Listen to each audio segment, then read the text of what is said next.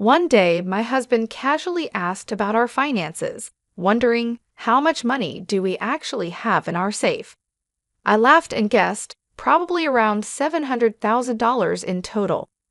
However, the very next day, when I returned home, I found a signed divorce document on the living room table. Both my husband and the safe had disappeared.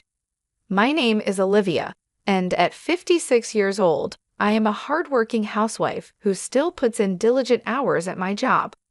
My passion for saving money was instilled early by my mother, who opened a savings account for me when I was a child. She taught me that each deposit would make the balance in my bank book grow, an idea I found incredibly appealing. Starting with just $1, I was thrilled to see my savings increase bit by bit as the interest accumulated, even if it was just a few cents each year. This early joy blossomed into a lifelong love for finance, guiding me to a career as a financial planner specializing in asset management. During college, a friend came to me with news about an old childhood friend, Scott, who was struggling with gambling debts and the financial burdens left by his parents. Intrigued, I agreed to meet Scott to offer some guidance. He was a charming man with an engaging smile. Despite his financial woes, there was something quite endearing about his troubled look. At my friend's urging, I helped him out, little knowing that this would lead to a complex series of events. Looking back, I might have had a small crush on Scott, but I could never have predicted the twists and turns that followed. I suggested he consolidate his debts and lower his monthly payments to get his finances back on track. Soon after, Scott and I began dating, despite my friend's warnings against it. We pressed on and eventually married. This decision would lead to unexpected challenges and dramatic changes in my life. I firmly believed that marrying Scott would enable us to tackle this family's financial issues together. Even though I had a stable income for someone my age, most of Scott's earnings went towards clearing his existing debts. I urged him to cut financial ties with his parents to avoid further debt accumulation. To help manage his expenses, I provided Scott with a monthly allowance of $2,000. When Scott decided to sever these financial dependencies, his decision was met with outrage from his mother, who berated him as an ungrateful son and expressed regret for his birth. His father also criticized me, labeling me a thieving cat. Exhausted by the constant pressure of his parents' debts, Scott finally reached his breaking point. He firmly told them he wasn't just an ATM and that he was doing his best to manage his own life. He returned to me, relieved to be free from the recurring arguments about money with his parents. Shortly after, we were blessed with the arrival of our son, Gary, a handsome boy who was the spitting image of his father and quickly became my pride and joy. As Gary grew, it became apparent that he had inherited some of Scott's traits, like his lack of discipline and indecisiveness. Over the years, Scott struggled with borrowing money from predatory lenders, dealing with loan sharks, and occasionally manipulating friends into lending him money for gambling. Despite these challenges, I managed to keep him on the right track, and after 23 years, we had managed to reduce his debt to about $13,000, nearing full repayment. However, a significant turning point occurred when Scott received a call that his father had collapsed and was hospitalized. Scott left work early and sent me a message apologizing for breaking our promise to avoid contact with his parents. He explained that his father had suffered a minor stroke. While it wasn't life-threatening, it was serious enough that he should not overexert himself. Scott expressed his desire to stay with his parents for a while to offer support during this difficult time. Despite my offer to join him, Scott insisted that I stay focused on my work and avoid the potential for mistreatment from his parents.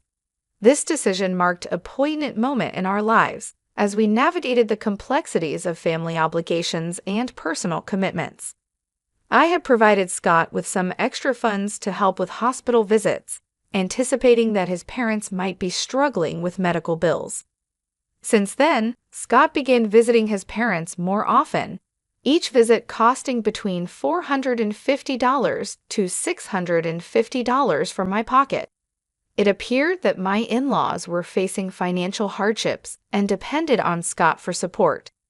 Though these amounts added up to roughly $3,200 to $3,800 each month, I decided to ignore it for the time being. A year had elapsed since my father-in-law's health scare, and both in-laws had visibly aged. I felt they needed someone to support them during this challenging time. As for me, my perennial hobby was always about saving money. One day, while I was pulling out my bank book from the safe with a smile, Scott, who usually paid little attention to my financial habits, curiously asked, "Hey, how much money do we actually have in that bank account you always look at so happily?"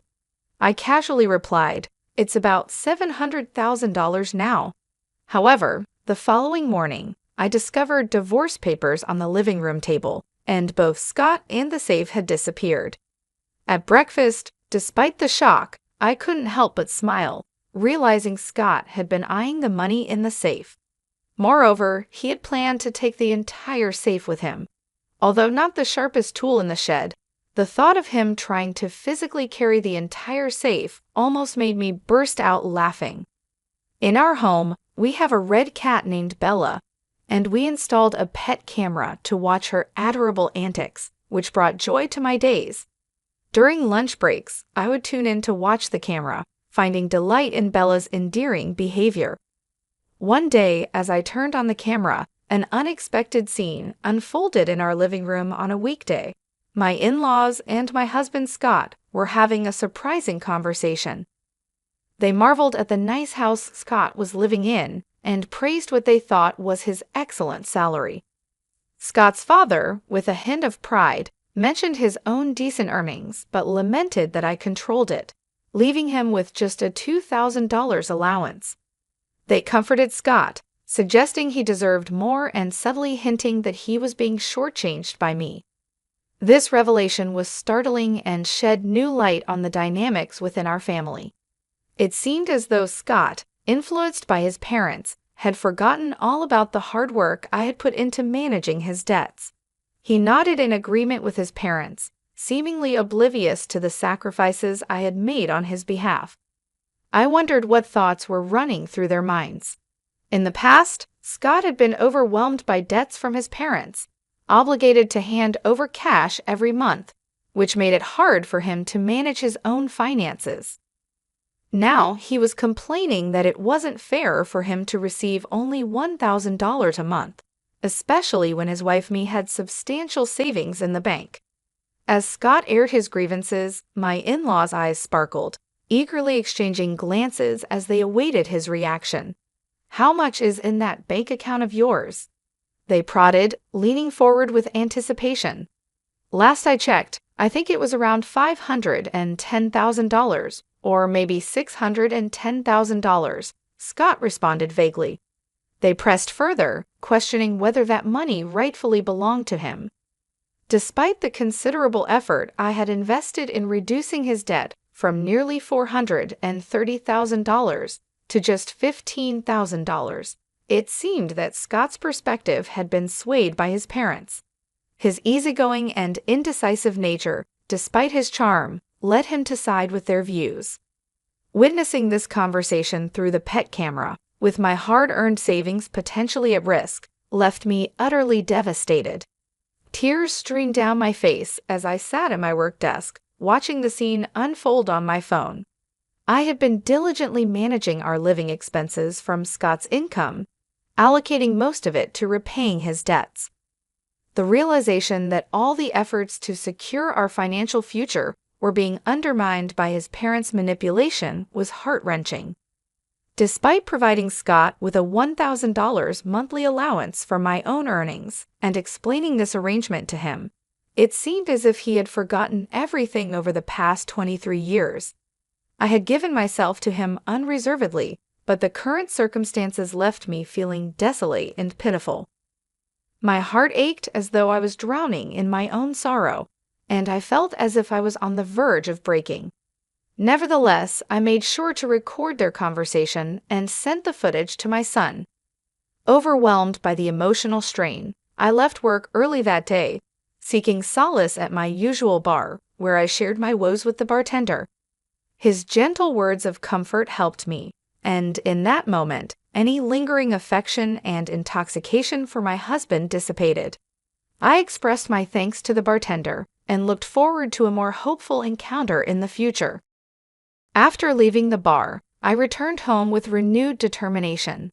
In my study, I contemplated how to retrieve the bank book that was hidden inside the safe, a daunting task.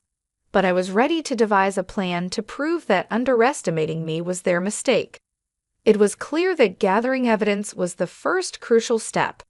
I diligently monitored the pet camera daily, and to my dismay, more unsettling truths began to emerge. My husband was bringing a young woman into our home during what were supposed to be his work hours, treating her as if she were a regular guest, approximately 2 times a week. Witnessing my husband's infidelity crushed any remaining desire for tranquility during my moments of watching our cat, Bella, who also seemed distressed and began to avoid the area. This betrayal not only ruined my cherished relaxation time, but was also an unforgivable act of deceit. Determined to seek justice, I vowed to take stern action against them. One day, while monitoring the pet camera from work, I discovered it wasn't just the young woman causing trouble. My in-laws had returned to our house. I overheard them plotting, "Is everything arranged to take that bank book from Olivia?" They asked each other with sly grins. This revelation fueled my resolve.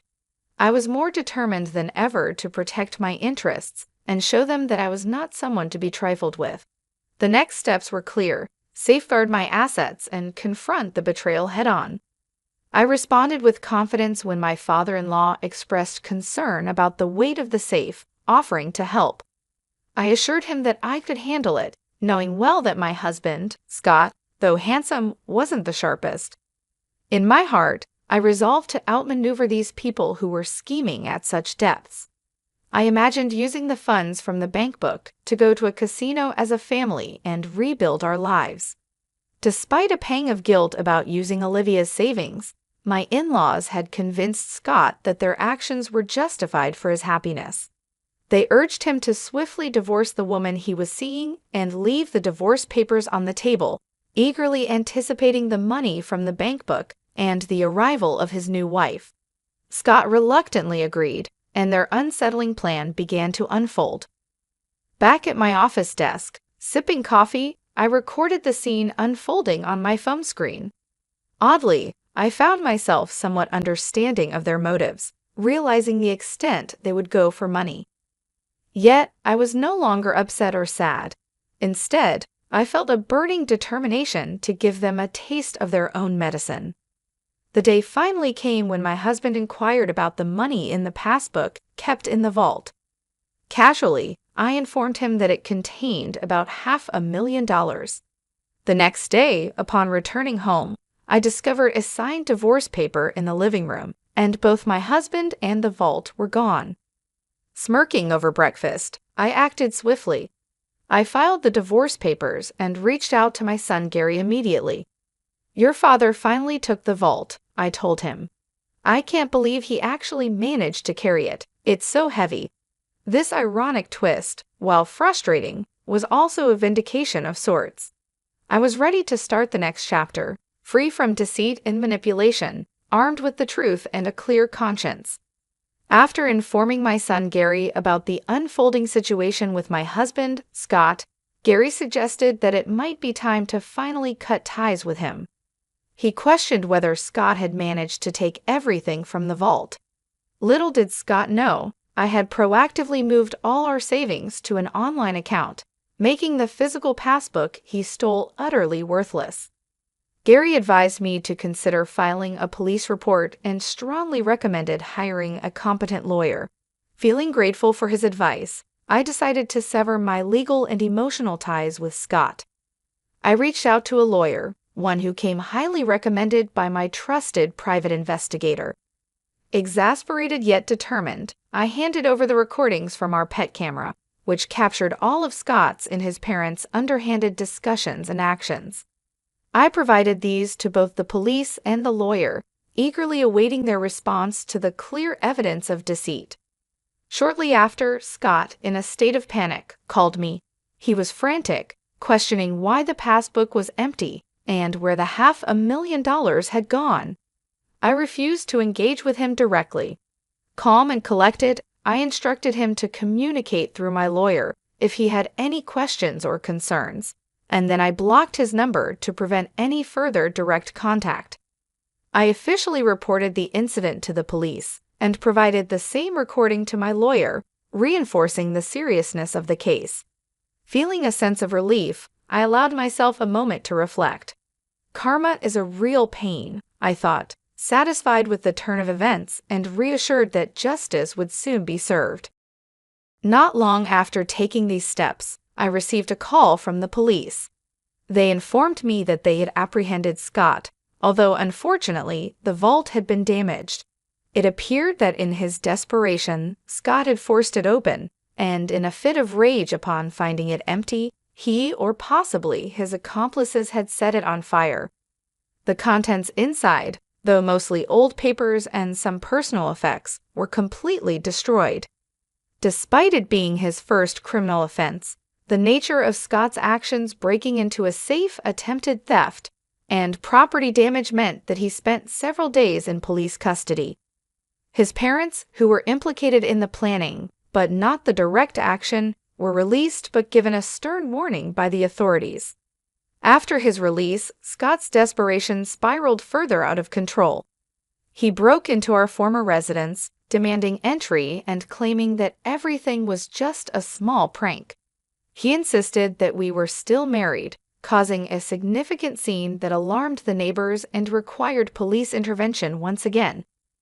This final act of desperation by Scott only underscored the necessity of the precautions I had taken. It was clear that I had made the right decision to protect myself legally and financially. The entire ordeal was emotionally draining, but also a powerful reminder of my own resilience. I had managed to stay one step ahead throughout this tumultuous period, safeguarding not only my financial assets, but also my peace of mind. Now, as I looked forward to a quieter, more stable future, I felt a profound sense of closure and readiness to move forward. The tumult of the past months had been challenging, but it reaffirmed my capabilities and strength. I was ready to rebuild, focusing on my well-being and that of my son, free from the deceit and manipulation that had marred my previous life with Scott. After the latest incident involving my ex-husband, I didn't hesitate to act swiftly. I immediately called the police, and he was taken into custody once again. Following this, I contacted my lawyer to begin the legal proceedings necessary to obtain a restraining order against him and to explore the possibility of seeking compensation for the emotional distress caused by his infidelity and the subsequent chaos he brought into our lives. Although I had reservations about the feasibility of securing financial support from his economically strained family, I was resolved to pursue alimony. To my surprise, shortly after initiating these proceedings, his mistress transferred $18,000 in alimony. However, their relationship faltered soon after the vault incident. As the money depleted, so did their commitment to each other. It became painfully clear that my ex-husband, his parents, and his mistress were all struggling to keep their financial heads above water. My ex-husband, who was nearing retirement, unfortunately lost his job amidst this turmoil. His parents, trying to scrape by, found low-paying jobs in cleaning services, but were barely managing to make ends meet. Meanwhile, despite his efforts working 3 part-time jobs, my ex-husband's ongoing gambling addiction continued to undermine any semblance of financial stability. In light of these challenges, I stood firm on my alimony demands. I instructed my lawyer to convey a clear message. Real apologies must be demonstrated through actions, not just empty words. If they truly regretted their actions, they needed to show it tangibly which in this context meant financially. Despite the opportunities I had offered my ex-husband to clear his debts and start anew opportunities he squandered under the influence of his gambling-addicted parents, I found myself reflecting on my own financial security. The $700,000 I had saved was the fruit of a lifetime of diligent saving and wise financial management. Realizing the importance of enjoying life while securing my future, I decided it was time to focus on personal fulfillment. I took pleasure in the simple joys of life, such as updating my bank book. I'd also opened a new bank account, ensuring better management and security of my finances. Currently, I lead a serene life with my cherished red cat, Bella, who provides constant companionship and comfort. My son occasionally visits, bringing with him stories of his own life adventures and his girlfriend, which adds a layer of joy to my days. Now, my priorities center around self-care and planning for the future. One of my first actions was to consider the purchase of a new, larger vault, a practical measure to ensure the safety of my accumulated savings. This step was not just about security, but also about reclaiming control over my life and my assets. With Bella by my side, I find myself more content and happier than I have ever been. The tumult of the past, marked by betrayal and financial strife, is now behind me. I look forward to a peaceful and fulfilling future, knowing that I have the resilience and independence to face whatever may come. This period of tranquility and empowerment is not just a phase, but a new chapter in my life, one that I embrace wholeheartedly as I continue to thrive and find happiness in the simplicity and security of my new life.